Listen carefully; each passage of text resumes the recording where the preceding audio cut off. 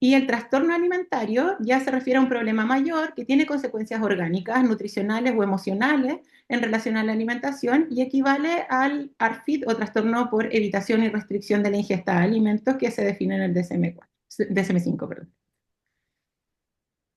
Si tenemos que clasificar las dificultades alimentarias, hay una clasificación de Kessner del 2015, que es la más usada. Se clasifican en tres grandes grupos. Ahí encontramos el grupo de apetito limitado, donde tiene subgrupos donde siempre, perdón, el apetito limitado, la ingesta selectiva y el miedo a alimentarse. Y todos incluyen como subgrupo la percepción errónea que hace referencia a cómo el padre o los padres o cuidador principal perciben la dificultad en el niño, que muchas veces no es una dificultad, sino que es solo falta de conocimiento o expectativas mayores de cómo debería ser la alimentación infantil.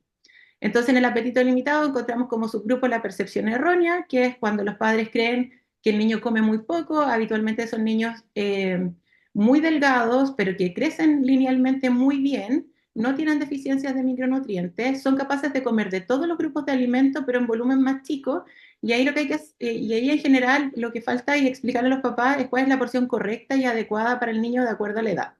¿Ya? El otro subgrupo es el niño enérgico, que son niños que también crecen muy bien, pero que son particularmente inquietos, no toleran mucho rato estar sentados en la mesa, sino que se paran constantemente, pero a pesar de eso logran una ingesta adecuada, no tienen deficiencia en micronutrientes, no tienen caídas en la curva de crecimiento y su crecimiento lineal siempre es marcadamente bueno. El niño apático, que es el niño ya que tiene de trasfondo una patología de salud mental, es un niño que no muestra interés por la comida, esto puede tener relación con un vínculo patológico con sus cuidadores, como puede ser algún problema en otro ámbito de su vida, pero en el fondo no es que el niño no quiera comer por algún motivo, por alguna dificultad orgánica propiamente tal, sino que es más bien derivado del estado emocional. ¿Ya? Y las causas orgánicas obviamente se refiere a las cosas, a los trastornos anatómicos o funcionales del tubo digestivo que impiden una ingesta adecuada. La ingesta selectiva también tiene subgrupos. Dentro de los subgrupos encontramos la neofobia malinterpretada. Como decía, la neofobia es un proceso fisiológico en todos los niños alrededor de los 12 meses de vida y que se va intensificando cercano a los 18 meses y se resuelve espontáneamente. En general, en la neofobia, a medida que el niño se va haciendo más autónomo en su alimentación, es mucho más marcada y a los papás les parece que está muy selectivo, pero también característicamente es un niño que crece muy bien, no tiene deficiencia de nutrientes, si bien es cierto, no come de todos los alimentos, pero es capaz de cumplir con el requerimiento de comer de alimentos de cada grupo de alimentos sin restricciones y sin riesgo de deficiencias nutricionales. El selectivo leve es aquel niño que, si bien es cierto, tiene preferencia por algún grupo de Mira, alimentos en la I particular. Por favor, dejen silencien sus arriba. computadores. No lo puedo silenciar. Bueno, como les decía, el selectivo leve puede tener riesgo de deficiencia y por eso necesita mayor supervisión. El selectivo grave en general está asociado a los niños con una condición de espectro autista o es más frecuente en los niños con condición de espectro autista. Hay una fijación o una restricción a muy pocos alimentos, menos de 10 o 15 alimentos en su alimentación, en su régimen total, digamos. Sí requiere suplementaciones y esta limitación o selectividad alimentaria puede estar condicionado por alguna textura en particular o por algún color en particular, dependiendo de cuál sea la fijación que tiene el niño en ese momento, ¿ya? Y también, por supuesto, las causas orgánicas. Y el último grupo es el miedo a alimentarse, donde también está la percepción errónea, que un niño si no quiere comer algo porque su preferencia alimentaria es así y no lo quiere comer, y los papás insisten con que tiene que comer algo y lo interpretan como un miedo. Cuando han tenido un evento traumático propio o presenciado, existen casos de niños que han visto a un familiar atorarse en forma brusca y que han tenido que recibir maniobras de Heimlich para ayudar a eliminar el bolo. Esos niños pueden presentar dificultades alimentarias y miedo. Hay un caso en particular que vimos que había visto a una tía que habían hecho estas maniobras porque se había atorado con un pedazo de carne y unos meses después el niño inició con dificultades que no podía tragar, que sentía que tenía una bola en la garganta y todo el estudio normal y solamente con terapia psicológica y suplementación finalmente después de un año de seguimiento logró alimentarse bien. Pero sí existe el estrés postraumático en relación a la alimentación. Secundario a alimentación forzosa tiene relación con aquellos niños que tienen cuidadores muy controladores y que buscan que el niño se coma toda la comida, no lo dejan tranquilo hasta que está el plato limpio e insisten con la alimentación, lo persiguen mientras está jugando o en el momento de comer, insisten con la cuchara de que se tiene que comer todo. Ese niño también puede generar un trastorno de miedo al alimentarse. Y por supuesto la causa orgánica, que está derivado de niños que tienen algún síntoma doloroso frente a la alimentación, digestivo generalmente, o oromotor, que dificulta la alimentación. En el desarrollo de las habilidades alimentarias es un continuo de eventos, desde que el niño se está alimentando al pecho, coordinando la succión, deglución y la respiración. Luego, entre los 4 y 6 meses ya abren la boca y movilizan la comida con la lengua para deglutir. Entre los 7 y los 8 meses ya pueden tomar los alimentos con la mano y son capaces de autoalimentarse, y eso permite la exploración de los alimentos. Entre los 9 y los 12 meses ya tiene una mordedura sostenida y masticación rotatoria, lo que permite manejar el bolo de alimentación en la boca, y cercano a los 18 meses, entre los 15 y los 18, a medida que la masticación va madurando, logran recibir nuevas texturas y ya no presentan náuseas ni este reflejo de extrusión. Todas estas habilidades motoras asociadas a la experiencia sensorial del niño van a formar su conducta alimentaria. Y esta experiencia sensorial no tiene relación solo con la oferta de alimentos, sino con la exposición de sabores inúteros, la progresión de texturas que ofrece el cuidador desde que inicia la alimentación complementaria, la oferta variada de alimentos y el contexto social y familiar, que se refiere al rol de los padres o al estilo de crianza eh, que recibe el niño.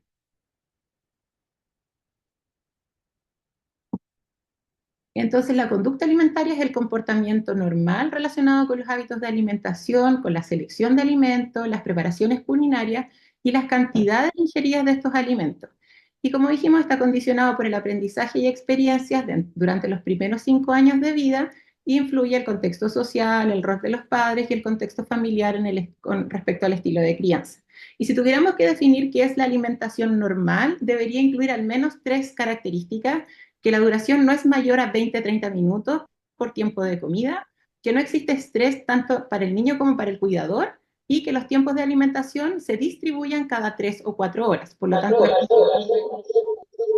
el comer intermitentemente entre tiempos de comida principal no se consideraría una alimentación normal.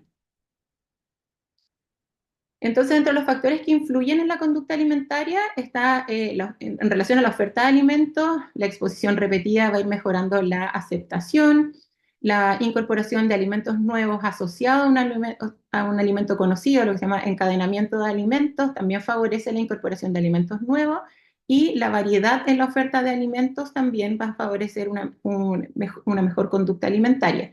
Y también está influenciado por diferencias individuales o particulares de cada niño. Por ejemplo, los prematuros tienen mayores dificultades que un recién nacido de término. Los recién nacidos PEG en general tienen menor motivación por comer, no son ávidos por comer como los recién nacidos adecuados. La ingesta de vegetales es mejor aceptada en aquellos estilos parentales que son de mayor afecto, o los estilos parentales más responsivos, y también está determinado por las características sensoriales individuales de cada niño. Ahora, ¿en qué momento podría salir mal y se podría desencadenar dificultades alimentarias? Hay momentos críticos como la transición de las texturas desde la exposición desde el inicio de la alimentación complementaria, independiente del método que uno use, porque no existe un método mejor que el otro, pero en el método tradicional papilla, la idea es que uno ofrezca la papilla fluida y sin mucha textura a los 6 meses cuando inicia la alimentación complementaria, pero rápidamente uno va agregando textura después de las primeras 2 o 3 semanas en que el niño ya conoce esta textura o este alimento no lácteo. Tenemos que entregarles más desafíos para que sus habilidades oromotoras se desarrollen. Si seguimos pegados con la papilla, el niño no adquiere estas habilidades y por desarrollo psicomotor tampoco va a mostrar mayor interés en la comida. Entonces hay que entregarle una alimentación más desafiante para que pueda desarrollar sus habilidades. La aparición de enfermedades orgánicas o el diagnóstico de enfermedades orgánicas también dificulta muchas veces el inicio de una alimentación normal.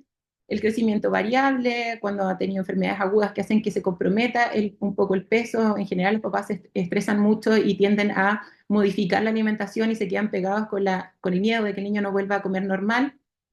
Mantienen esas modificaciones que deberían ser transitorias. La alimentación forzosa o mecánica, lo que decíamos desde el punto de vista de los padres, que ignoran las señales de hambre y saciedad del niño, y los eventos traumáticos en relación a la alimentación. Entonces, en relación a las dificultades alimentarias, los niños sanos experimentan periodos de rechazo alimentario en la medida que se van volviendo más autónomos, y eso se considera algo fisiológico. La neofobia es parte normal del desarrollo de la alimentación y debería corregirse, pero tenemos que mantener una conducta proactiva de aumentar la variedad, ofrecer varias veces los alimentos y no asumir el rechazo desde la primera oferta. Conocer la prevalencia de las dificultades es un desafío, ya que hay falta de consenso en la terminología, definiciones o criterios diagnósticos. Como decíamos, se usa mucho este término de picky eaters, que en general se usa todo como en Centroamérica, pero la verdad que no tiene criterios diagnósticos definidos y se refiere más bien a un niño que come poquito y en porciones bajitas y muy frecuentes. Y en el caso de las alergias alimentarias, el problema principal está en la limitación de la exposición a diferentes sabores y texturas por la dieta de exclusión, ¿ya? Además, habitualmente son niños que tienen muchas manifestaciones gastrointestinales, con mucha ansiedad de parte de los padres de que estas manifestaciones disminuyan y no se vuelvan a presentar, que esto va limitando la experiencia sensorial del niño porque se va restringiendo tanto la variedad de alimentos como la exposición a texturas. Hay una revisión sistemática que se publicó en marzo del 2024 en relación a las dificultades alimentarias y las alergias. Se evaluaron 10 estudios, 9 de ellos eran en población con alergias no IgE mediadas y solo uno con alergia IgE. Ahí la prevalencia es lo que les decía, que es de 13 a 40%, muy variable porque no existe como, no habían criterios diagnósticos definidos, sino que más de 12 terminologías diferentes para clasificar las dificultades alimentarias, con herramientas diagnósticas que no necesariamente están validadas para definir las dificultades. Y lo que sí se pudo encontrar que a medida que aumentaba el número de restricciones alimentarias por alergia, aumentaba la prevalencia de dificultades alimentarias. Y las dificultades se aumentaba la consulta en la medida que había mayor ansiedad por los padres y estrés y con compromiso pondoestatural del paciente. Entonces, en términos simples, ¿qué fue lo que encontraron en esta revisión? Es que hay una asociación entre la severidad o la presencia de dificultades alimentarias y el número de exclusiones en la dieta. En la medida que la dieta era más restrictiva, era más frecuente la aparición o mucho más severas las dificultades. El trastorno por aversión o evitación de alimentos, que es el ARFID, era de mucha mayor prevalencia en los niños que tenían FPIS, muy marcado por la gran sintomatología que presentan estos niños desde el punto de vista digestivo, que genera gran miedo tanto de los padres como del niño para alimentarse. A medida que el niño que las dificultades alimentarias inician a edad más precoz, tienden a ser mucho más severas en su evolución. Cuando el cuadro de clínico de alergia alimentaria es muy florido o con muchos síntomas, tanto digestivos como extradigestivos, la prevalencia de dificultades aumenta y el estilo parental está súper relacionado con las dificultades, sobre todo desencadenadas al momento de hacer el desafío oral, de exponer nuevamente al alimento que generó los síntomas en algún momento, gran ansiedad de los padres, con mucha dificultad para pasar ese desafío y entender que ya hay que progresar con la alimentación. Y además encontraron un 67,6% de falla de medro en los pacientes con alergia alimentaria no IgE y que tenían dificultad alimentaria versus los pacientes con alergia, el mismo tipo de alergia, pero que no tenían dificultad. O sea, claramente hay mayor compromiso pondoestatural. Si tenemos que relacionar el tipo de dificultad con un diagnóstico de alergia específico, las esofagitis eosinofílicas, que característicamente tienen síntomas de disfagia, dolor abdominal y vómitos, saciedad precoz, tienden a relacionarse con esta ingesta selectiva o apetito limitado y además al miedo a la alimentación, dependiendo de qué tan brusco haya sido la presentación con los vómitos. La enfermedad por reflujo, más allá de la enfermedad de la esofagitis eosinofílica, También por la presencia de síntomas digestivos tiende a ser lo más frecuente que la ingesta selectiva y el miedo a la alimentación. El FPIS, que tiende a tener síntomas muy, muy, muy agudos y de gran estrés para los padres. El miedo a la alimentación es la dificultad más marcada. La proctocolitis con el sangrado en las deposiciones, lo más característico es el miedo de los padres a reintroducir alimentos por el miedo al sangrado y que retroceder en la evolución. Eh, Así que la dificultad más frecuente es el miedo a alimentarse y desencadenado también por la ansiedad del cuidador. Existen banderas rojas para identificar estas dificultades alimentarias. Tenemos que estar atentos frente a síntomas que pueden parecer sugerentes al momento de la historia clínica, cuando es un rechazo alimentario agudo que ya lleva más de un mes de evolución, cuando las horas de comer son perturbadoras o estresantes, el momento de comer tanto para el niño o para el cuidador, cuando hay ausencia de alimentación independiente, un niño que ya por habilidades motoras ya podría alimentarse independiente y todavía necesita asistencia de los padres para alimentación, también es una bandera roja. El uso de distractores para aumentar la ingesta, los niños que usan pantallas, juguetes o que las mamás las entretienen y que le meten la cuchara así como durante la entretención logran que coma alimentos, eso es un claro signo de dificultad. La falta en la progresión de texturas, la preferencia de lactancia materna frente a otros sólidos, cuando la lactancia materna desplaza la ingesta de sólidos, no podríamos decir que la lactancia materna sería un problema por sí sola en una agüita de 6 meses, para nada, la alimentación es complementaria a esa edad, pero ya a partir del año un niño alimentado solo con leche materna empieza a quedar una brecha tanto de energía como de micronutrientes y de proteínas que debe ser cubierto con la alimentación complementaria. Eso no significa que vamos a satanizar la lactancia materna, pero tampoco podemos ser tan laxos de que un niño, porque toma leche materna, está perfecto y dejémoslo así, en algún momento va a comer. No, desde a partir del año es un signo de alarma de que un niño no desplace los sólidos por la preferencia de la lactancia materna. Y los tiempos de alimentación prolongados, eso de estar, que uno le pregunta al papá cuánto tiempo está frente al plato, y ya sea porque el cuidador lo deja más de una hora hasta que se coma toda la comida, o porque el niño da vuelta al plato más de 30, 40 minutos y no muestra interés por comer, eso claramente no está bien. Dentro de las banderas rojas de organicidad son un poco obvias: la disfagia, el dolor a la alimentación, vómitos y diarrea, retraso del desarrollo psicomotor, síntomas cardiorrespiratorios crónicos o falta de crecimiento pondoestatural. Y las banderas rojas de comportamiento, cuando hay fijación en la alimentación, o sea, una selectividad extrema, niños que solo reciben alimentos de un color determinado o solo reciben una textura determinada, o tienen que ser solamente alimentos apanados, porque si no, no reciben otro tipo de alimentos. La alimentación forzosa o persecutoria, como decía, parte del cuidador. La interrupción brusca, post-evento identificable, lo que les contaba de cuando les tocó presenciar algún evento asfíctico o de atoro en algún familiar, o tuvieron un evento asfíctico propio. El mal incremento pondoestatural y la arcada anticipatoria, que se refiere a cuando el niño, yo le presento el alimento al frente sin siquiera olerlo, tocarlo, acercarse, empieza a hacer arcada solo con la exposición, solo con verlo. Entonces, ¿qué hacemos frente a estos desencadenantes? Ya sea la alergia alimentaria, el mal incremento pondoestatural, en caso de la alergia, las exposiciones accidentales a alimentos que desencadenaron reacción, la exposición a eventos traumáticos o estos periodos de transición donde pudiese presentar eventos de atoro. Buscar las banderas rojas dirigidamente en la historia clínica, si hay una dificultad persistente, evaluar la curva de crecimiento. No basta con evaluar el punto actual del momento en que yo lo peso y lo mido, sino que es importante ver cómo el niño viene creciendo en el tiempo, al menos en los últimos 3, 4 controles, para hacerse una idea de si tuvo un cambio en la curva, al menos desde el control anterior a cuando empezaron las dificultades alimentarias.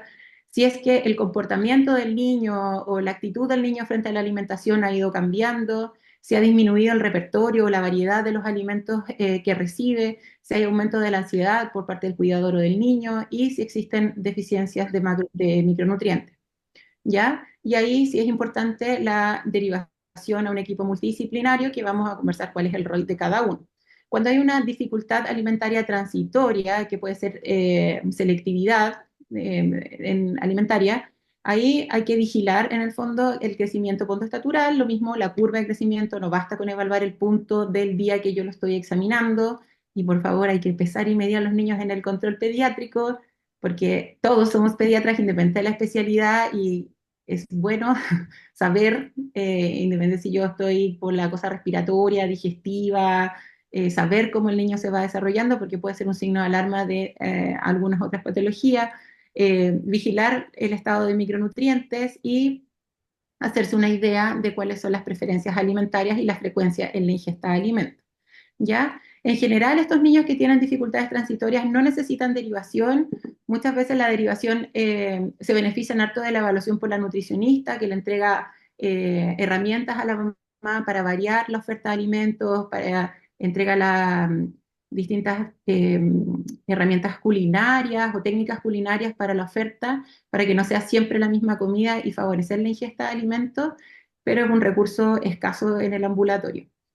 Y siempre tratar de hacer una idea en la historia clínica de cuál es el estilo parental al que nos estamos enfrentando, porque de acuerdo a eso también tenemos que establecer el plan de trabajo. Entonces, y en relación a los estilos parentales, existen 4 estilos parentales. Está el estilo responsivo, esto en relación a la alimentación. O sea, los 4 estilos parentales son los que existen, pero en relación a la alimentación, el estilo responsivo es aquel que identifica las señales de hambre saciedad del niño, establece bien los límites, es capaz de estructurar una alimentación en horario y lugar y ambiente para comer.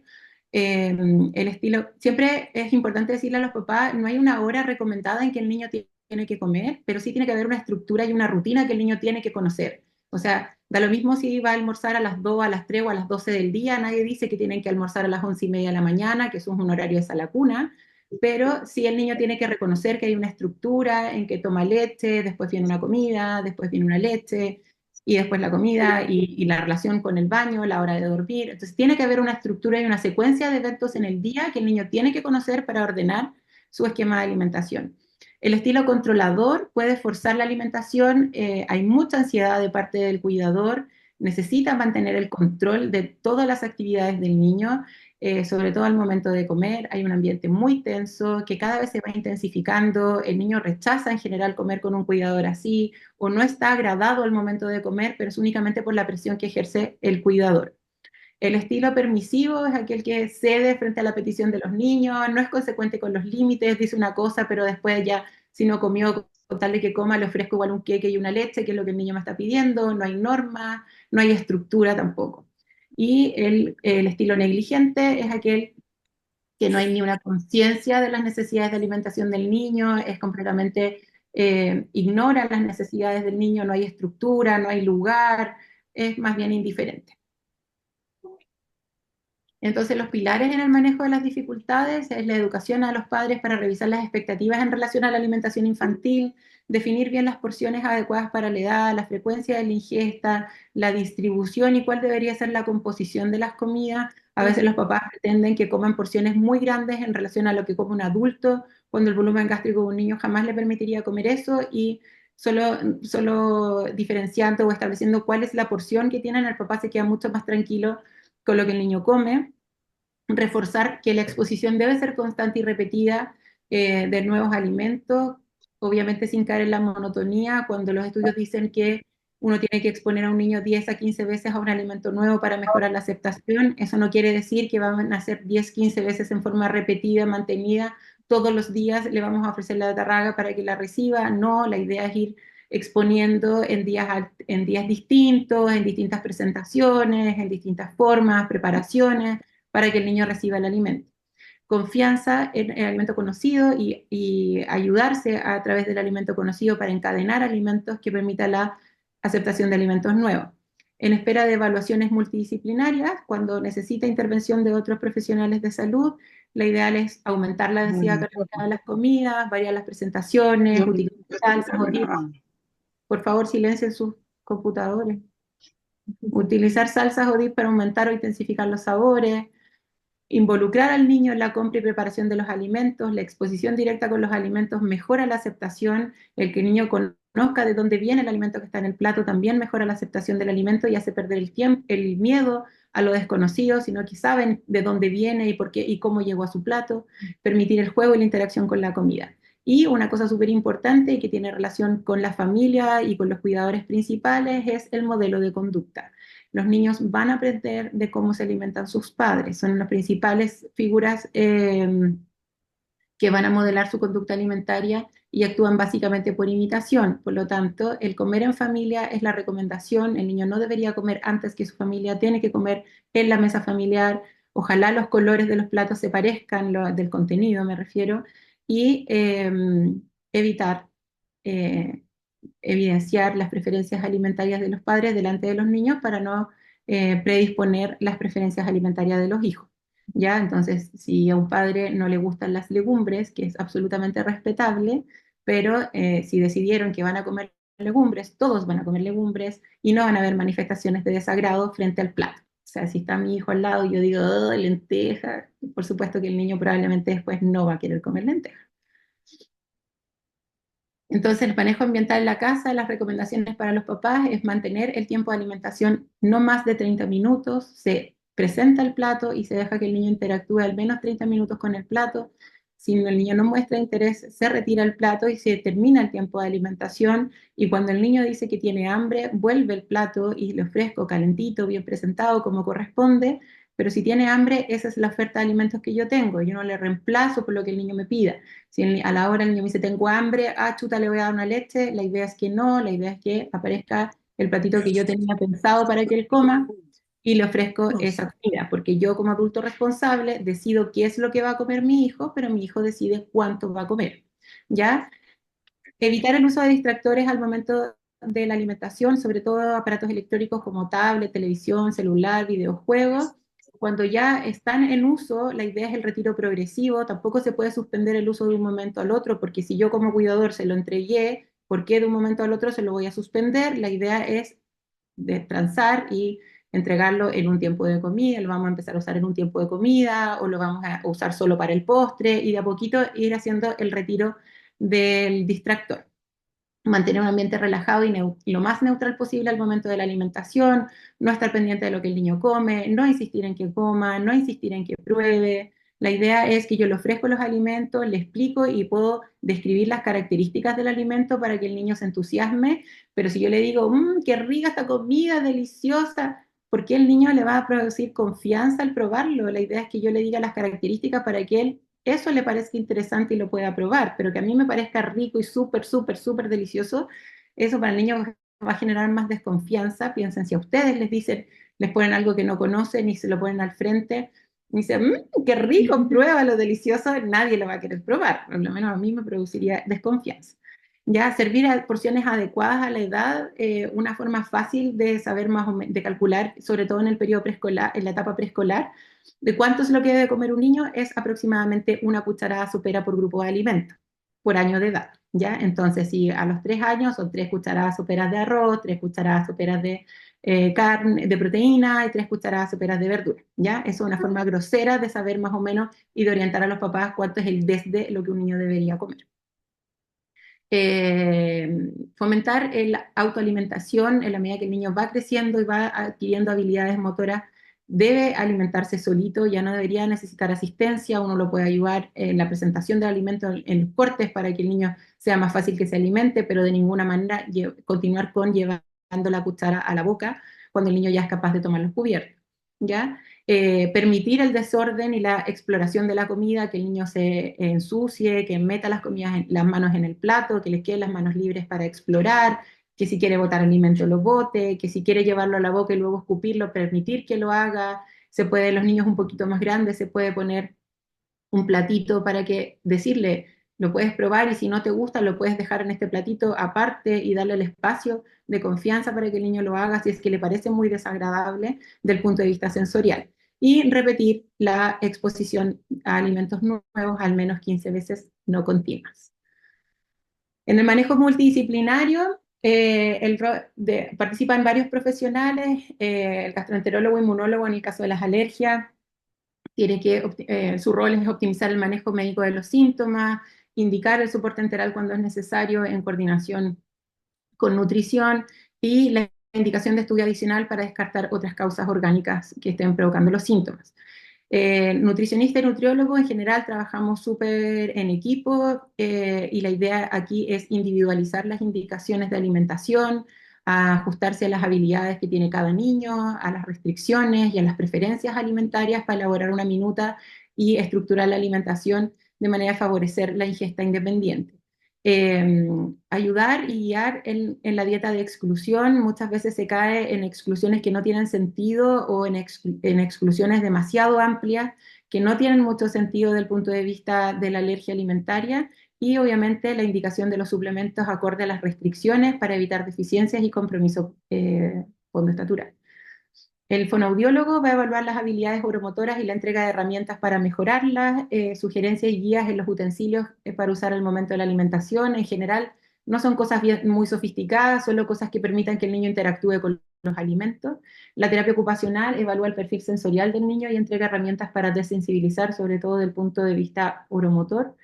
Y el psicólogo trabaja en consejería y comportamiento, en comportamiento y actitud frente a los tiempos de alimentación y estrategias de manejo familiar, y ahí está súper enfocado en el estilo parental.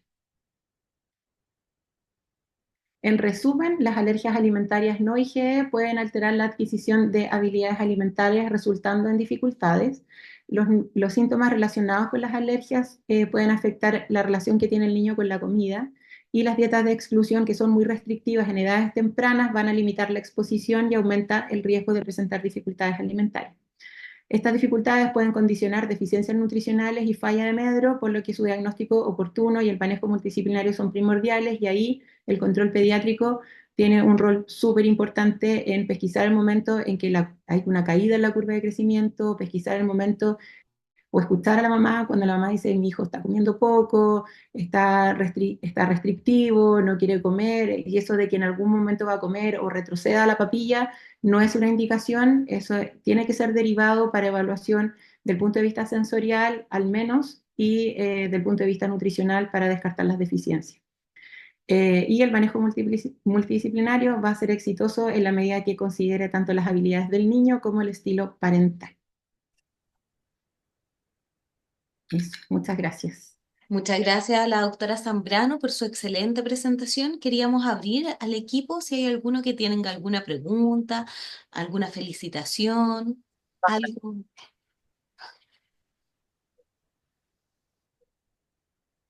Nati, porfa, deja de compartir para que nos veamos todos.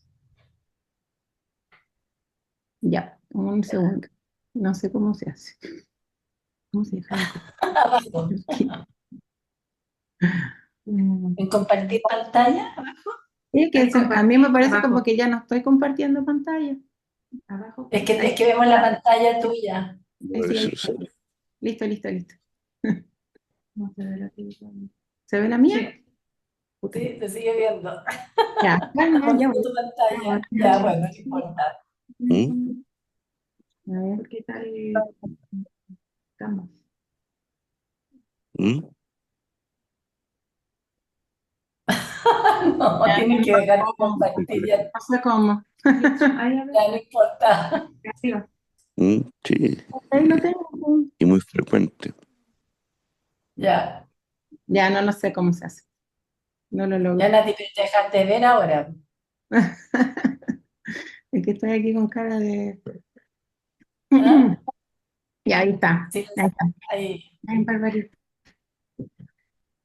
Hola, hola, quiero Ya, hacer ya una que hablé yo pregunta. primero, muchas felicidades, excelente es una charla que uno ha escuchado, no, no es la misma me refiero, pero es un tema recurrente que como pediatra siempre estamos expuestos, yo no sé, siento que todos los días aprendo algo nuevo y muchas gracias, la verdad que me gustó mucho. Siempre es un desafío para nosotros como pediatras este tema.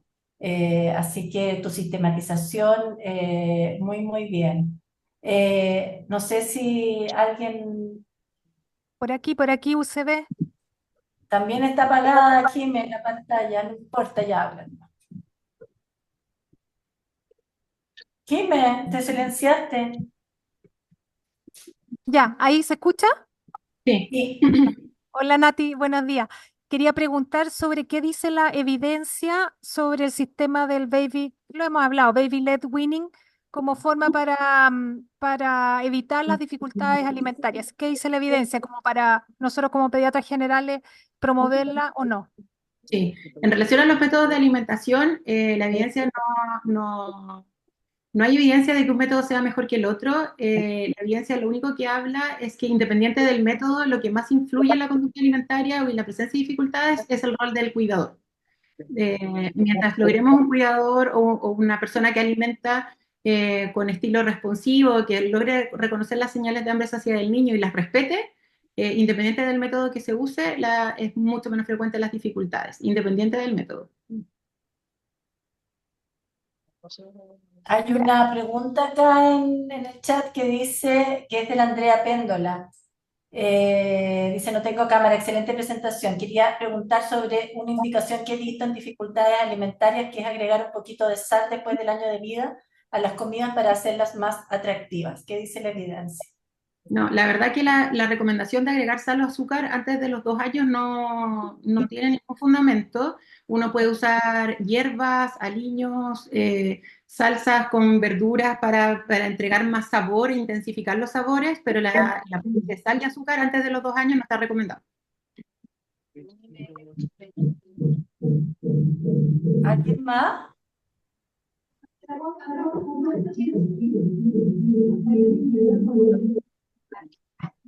¿Aló?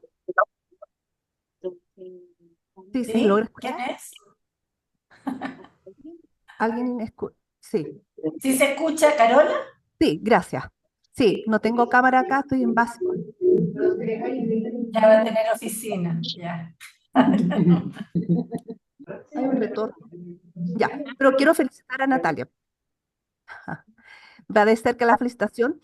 Sin embargo, el tema es sumamente entretenido, pero también hemos hablado de ponerlo a discusión, porque este tema, si bien en la exposición se ve maravilloso, es sumamente difícil implementarlo en APS, que es donde nos convoca la gran mayoría de estos eventos, y también no hay un equipo multidisciplinario.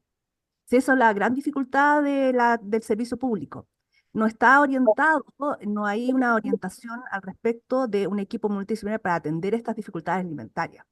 Y por lo tanto, el hecho de manejar a un ATO, derivarlo a un psicólogo, derivarlo a todo el equipo y acceso y nuestra consulta se hace eterna, si se dan cuenta, y que el rol principal es el cuidador. Lo dijo la doctora Zambrano. Así que al final redundamos en un tema que es de crianza. Y esa es una gran dificultad hoy día.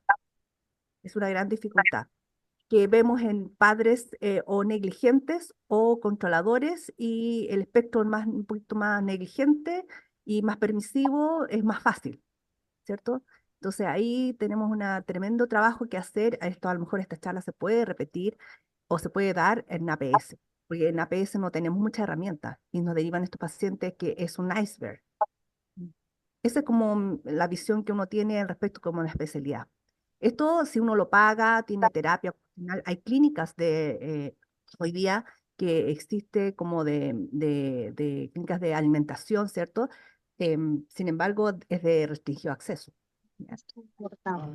Esa es una Yo igual problemática. quería decir que hay un problema súper importante con esto de la ley TEA, porque, claro, nosotros nos mandan los niños TEA con dificultades alimentarias que son súper restrictivos, no contamos con suplementos para darle, el suplemento queda a cargo de los papás, complicaciones como dislipidemias que tenemos en los niños un poco más grandes, a los 8 años, 10 años, cuando ya podemos iniciar tratamiento, tampoco hay disponible y tenemos que acudir a que los papás compren.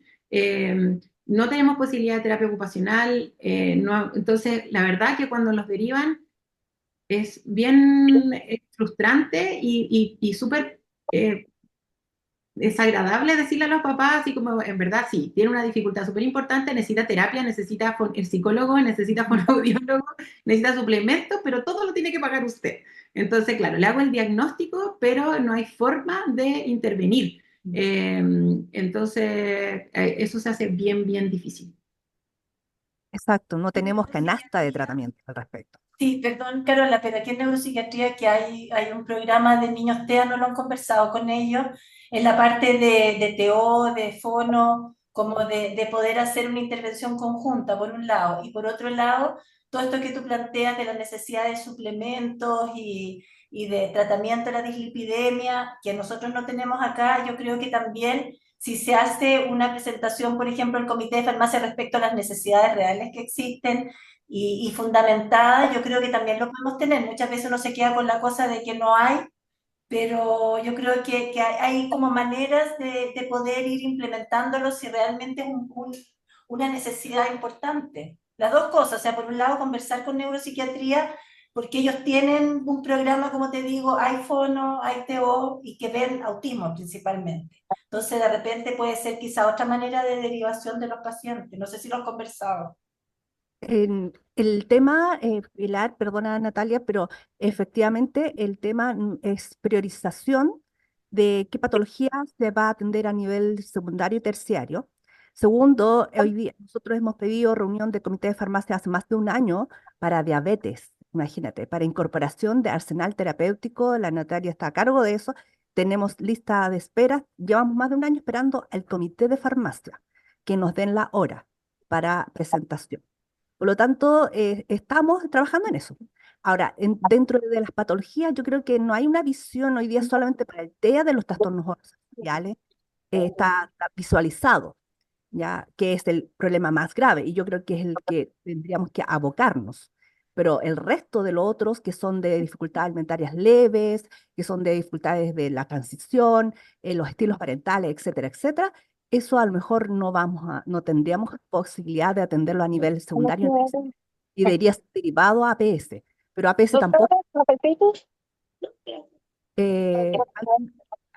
Bueno, Aileen, ese por es tema, favor, Natalia tiene algo más que decir, tiene que acotar acá, es un tema importante. Aileen,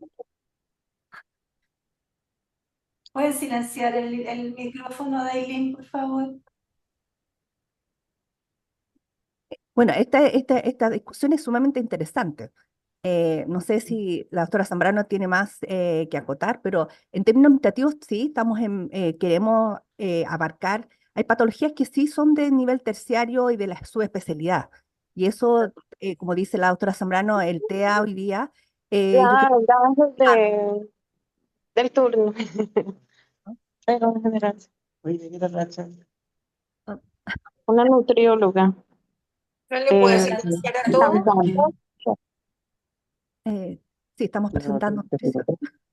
no, habló como más que todo como para No, pediatra pues, general, esto de baby, Bueno, parece. Yo quería Anita, te silenciaste, Anita. Nati, No lo estoy silenciando. felicitar, excelente presentación, amena, pero con respecto a lo que decía la Carola y la falta del equipo y lo multidisciplinario, hay una cosa que yo quería decir, porque resulta que cuando nosotros en la época de la pandemia tratamos de implementar algunas pautas y algunas patologías que podían ser manejadas en APS, eh, como que disminuyó un poco la derivación de pacientes de todo tipo.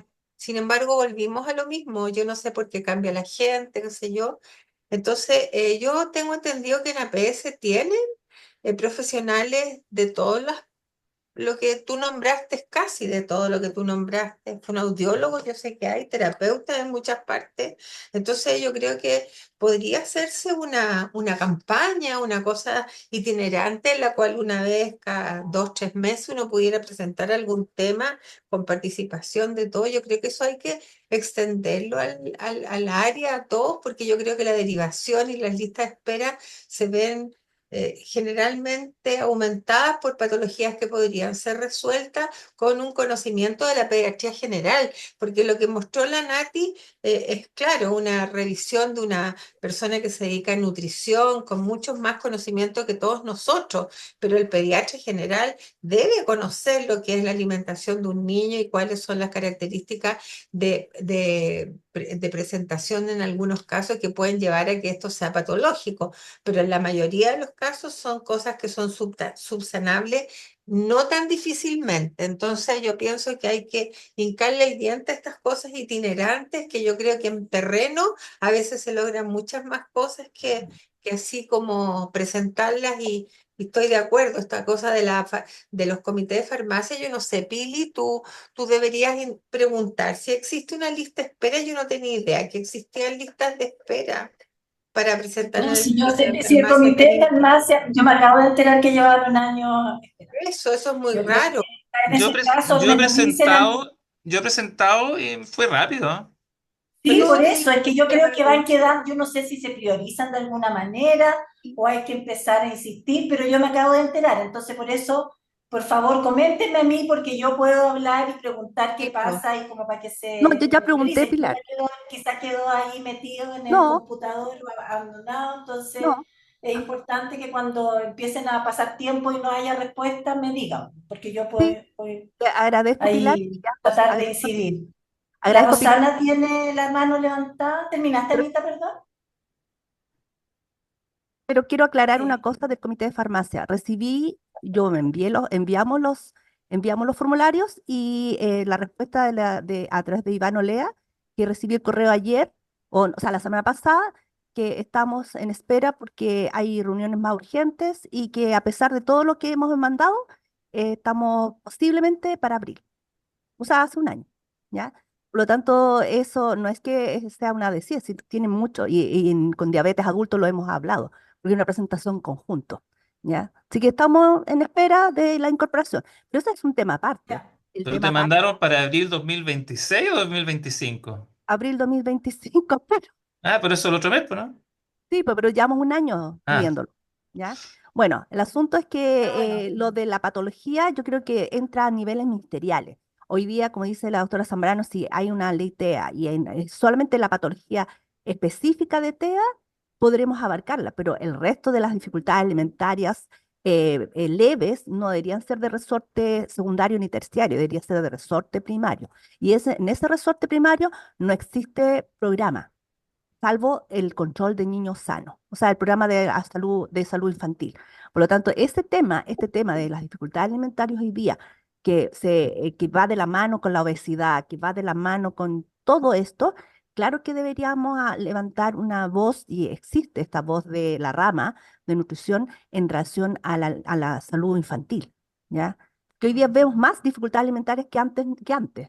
¿Y por qué? Por todo el resto de las patologías del confinamiento, del estilo de crianza, de etcétera, etcétera, etcétera. Así que un tema muy entretenido, complejo, multiaristas y que hoy día solamente desde el punto de vista de nutrición la doctora Zambrano expresó la parte académica y eso lo dilucía un poco más, da más claridad.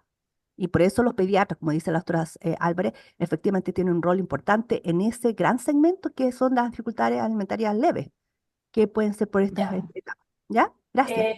Al tiro, Rosana, te doy la palabra, pero aquí dice la Mónica Cerda que se podría plantear a Alonso Fuente, el referente técnico del Servicio de Salud del Programa Infantil, para solicitar reunión con los jefes del Programa Infantil de APS. En adolescencia se realizó. Yo creo que hay que hacer algunas intervenciones así.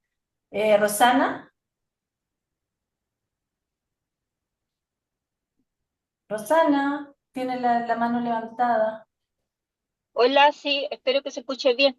Voy Sí, manejando porque ya estoy de administrativa, entonces, ¿por qué es importante una cosa?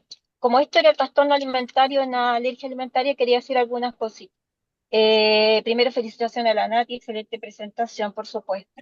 Creo que en el caso de alergia alimentaria, lo más que se puede hacer es prevenir, ya que no hay tantas formas de manejar, como bien decía.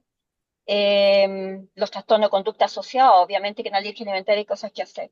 Decir que son los que efectivamente las alergias mediadas por IgE, las que deberían dar más problemas porque habitualmente no son superadas precozmente, se agregan otros alimentos aparte de la leche de vaca y las reacciones, por supuesto, son más severas. Cuando son efectivamente mediadas por IgE con clínica, porque no aquellas que se hace el diagnóstico por IgE o un PRISTEC cutáneo, que solamente significa sensibilización y no necesariamente que tiene clínica, ¿ya? Y la otra, las que no son medidas por IgE, esas se superan mucho antes, habitualmente antes del año, no deberían requerir gran exclusión. Y ahí viene el gran problema, por la interpretación que se hacen de las cosas, ¿ya? El cólico, la mucosidad, una serie de cosas que tal vez, si están presentes todas ellas y severa, no debería importarle, pero si son aisladas, la mayor parte de las veces no está en el contexto de alergia, sino que solo en inmadurez intestinal. Entonces, al final terminan pacientes muy excluidos y que por falta de exposición, ¿ya? Tienen los trastornos de conducta alimentaria. Entonces, ahí es súper importante el manejo inicial, quién hace el diagnóstico, cómo se hace el diagnóstico, y desde ese punto de vista, todos tenemos harto que decir, tanto los nutriólogos, los gastroenterólogos, que también debería ser los inmunólogos. Eso, ¿ya? Gracias. Súper de acuerdo con Ya. la doctora en relación al tipo de alergia, solo una cosa, que la mayoría de las alergias son proctocolitis alérgica, que no son IgE mediadas y se resuelven rápidamente después del año, no requieren grandes exclusiones, y si es una mamá que recibe intervención desde el principio, educación en los alimentos que debe excluir necesariamente y en los que puede comer libremente, la verdad es que la dieta se hace mucho más llevable, tanto desde el punto de vista como práctico como de salud mental, porque restringir tanto a una mamá y ponerle tantas trabas para la alimentación, tanto de ella cuando está con lactancia y después para cuando el niño parte de la alimentación complementaria, también empeora la salud mental del cuidador y eso influye directamente en el estilo de crianza. Así que ojo con eso desde el punto de vista pediátrico también, en insistir en que las exclusiones y guiar a los papás en que a veces hay exclusiones que no tienen ningún sentido y ser súper objetivos en los síntomas que vamos a considerar como de alergia y los que no y derivar oportunamente. Tener Eso. cuidado con esos chats, ¿te acuerdas, Nati, que hemos Sí, tenido experiencia? Hay unos chats incluso de doctora mamá horrorosos, realmente una cosa desquiciante. Entonces la gente empieza así como a autolimitarse y termina siendo 1000 veces peor de lo que realmente es. Así es. Ya, pues. Ya, muchas gracias, Muchas gracias. Vamos a enseñarle a la Nati cómo salirse del chat. por favor. No, excelente, ha quedado grabada, así que yo creo que varios van a querer que se difunda. De repente podríamos difundirla igual porque es una charla súper buena para todos los pediatras y para todos los médicos que se están formando. Nos vemos la otra semana. Gracias. Chao.